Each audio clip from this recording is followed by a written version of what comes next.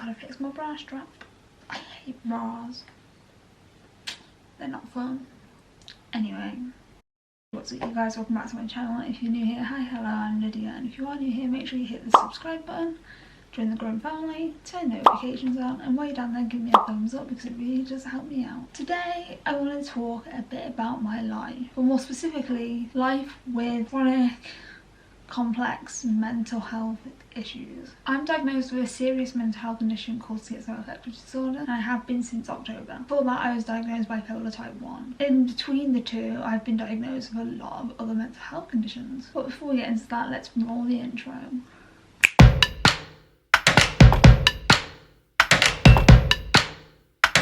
So for me, mental illness first started showing itself in the form of self-harm. I began self-harming from a young age, about 5 or 6, because I was being abused by my mom, and that was hard to deal with, and I still struggle with it now. But the thing is I love my mom, and I always have, and I always will. I do believe everyone deserves second chances, and I have come close to completely cutting off my family before. And honestly, I'm so close with my grandparents now. Like, if I'm not out there, we video call every night. In regards to the abuse that went on, I was hit, I was kicked, I was pushed into corners of furniture. It's particularly them shelves there going up next to the wardrobe. I was shoved into that corner of there and it nearly took my eye out. Like, it was pretty serious what I was going through, and social services was involved. But my mum told me to just make them go away. So lie about how things were at home, and I did. Apart from one exercise they got me to do, and that was it. There was a circle on the page and you had to draw what you wanted in your future. You could write words, you could write sentences, you could draw it. I drew a BlackBerry phone because I wanted a BlackBerry, a house, a car, a family,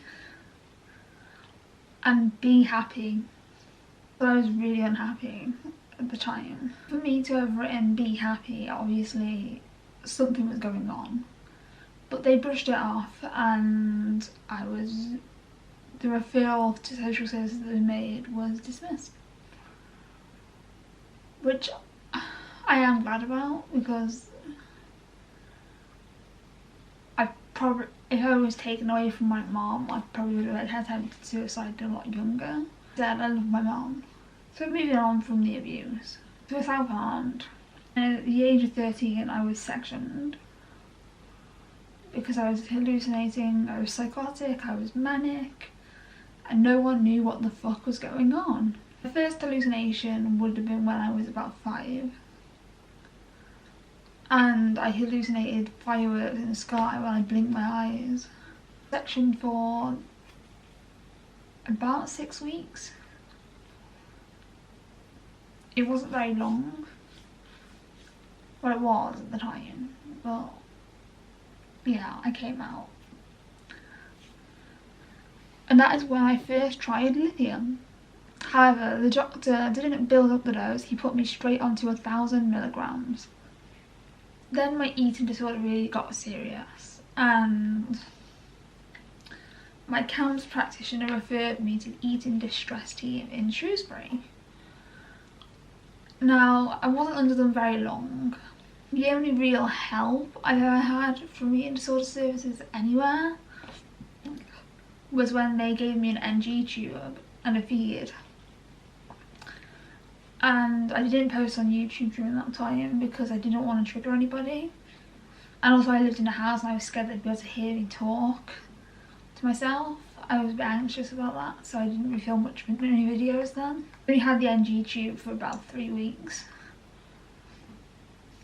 before they said we'll give you supplement drinks instead so you can come off the tube. And that worked. Then fast forward to 2018. The year I got arrested. Now if you want to see a video all about why I got arrested and all of that, I'll link it on the iCard up there. Honestly, that was the worst year of my life. And people might think the year-long admission that I had was the worst year of my life. It doesn't even compete. After I got arrested, I lost everything. I lost my friends, I lost my partner, the will to live, and I made my first major suicide attempt.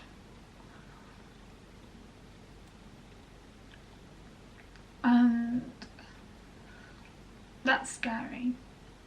I'm not going to go into detail of what happened in the suicide attempt because I don't want this video to be triggering. But I withdrew from that university, the University of Central Lancashire. If you want to know why I left, video's up there and in the description down below. But I left that university and re-enrolled at University of West London, where I graduated from in December. The next hard point in my life was 2020. Now,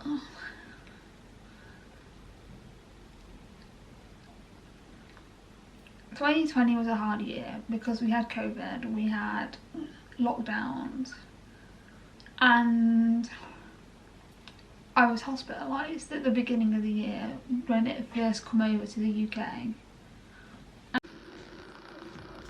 So now we're continuing on my phone, which not fun really because I have to colour grade it. So what I was saying is 2020 was one of the hardest years of my life, next to 2018, because I was in hospital at the beginning of the year when COVID first came over to the UK, and that admission, someone set fire to their mattress because they smuggled in a lighter. He got arrested for arson because he was an informal patient. I was on quetiapine in the evening medication, not nighttime, evening, but they wouldn't give me my sleeping tablet then, so I'd fall asleep, get woken back up from a night medication. I had to have a sleeping tablet so I could get back off to sleep, and I actually passed out once because of it. But then moving on to the year-long admission, which was from 2021 to 2022. I basically had a breakdown, and I have talked about this before, but I had a breakdown, didn't want to live, so I took a large overdose of my diabetic meds, and I was taken to hospital on blue lights, and I was detained under the Mental Capacity Act, and I was also detained under a section 5.2, which is a 72-hour hold that a doctor can put you on. Any doctor, doesn't have to be a mental health doctor. Now, I can't remember having the Mental Health Act assessment. I think it's because I was so stressed emotionally and I was having a breakdown. You don't remember things when you have breakdowns. And then now, in 2025, I'm doing amazing. It hasn't been an easy journey to recovery. There's been a lot of incidents, a lot of hospital admissions, a lot of sections. But my message in this video is recovery is always possible. No matter what you think's going on, you can recover. No matter what level you're at, whether it's like severe in hospital on a locked ward, or whether it's just, I don't want to say less than that, but I mean, it doesn't matter what stage you are at, you can recover, and recovery should always be your goal. I know sometimes it's hard to because you're not ready to recover, and that's totally fine. but once you begin the journey of recovery and you fully commit to it, I promise you it is so worth it. Thank you for watching this video, and I'll see you in my next one. Peace.